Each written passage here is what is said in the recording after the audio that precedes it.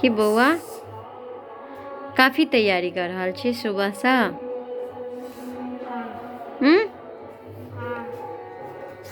Dress तो change कर लिया। हाँ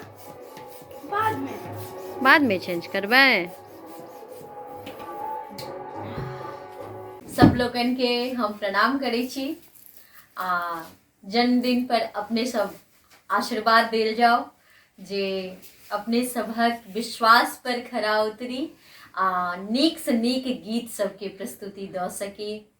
की कहू बौआ के विशेष आयोजन में ई जन्मदिन के एखन मनायल गेल और बउए के ई सब सबटा आयोजन चलन है। हमर जे सुपुत्र छथि और हुनके द्वारा मंगायल गेल केक जे अपने सब ला सेहो अछि, हम एतै से दऽ रहल छी अपने सबके। और बहुत रास आशीर्वाद के आवश्यकता अछि, अपने सब आशीर्वाद जरूर देव।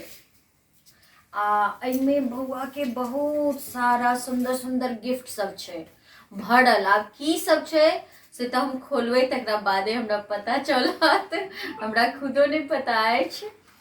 और आई हमरा आवाज में एकटा भोला बाबा के नचारी रिलीज भेला जे हमर अपन यूट्यूब चैनल पर। तो टाइटल जरूर अपने सब देखने हेबै, यो भोला बाबा बेकल पड़ल छी। अपने सब जरूर सुनब आ सुन के जरूर बताएब जे अपने सबके केहन लागल। हम अपन जन्मदिन पर खास कर ये गीत भोला बाबा के समर्पित के लिए जे हुनके कृपा से सबटा छै। और जन्मदिन सबटा बाबा भोलेनाथ के हाथ में छनि। काल्हि से सेहो हम और बढ़िया करी, तैं अपन जन्मदिन हम भोला बाबा के गीत से शुरू केलहुँ।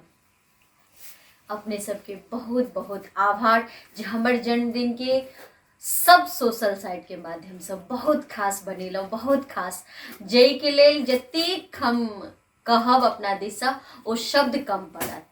तैं सब लोगन के बहुत बहुत आभार।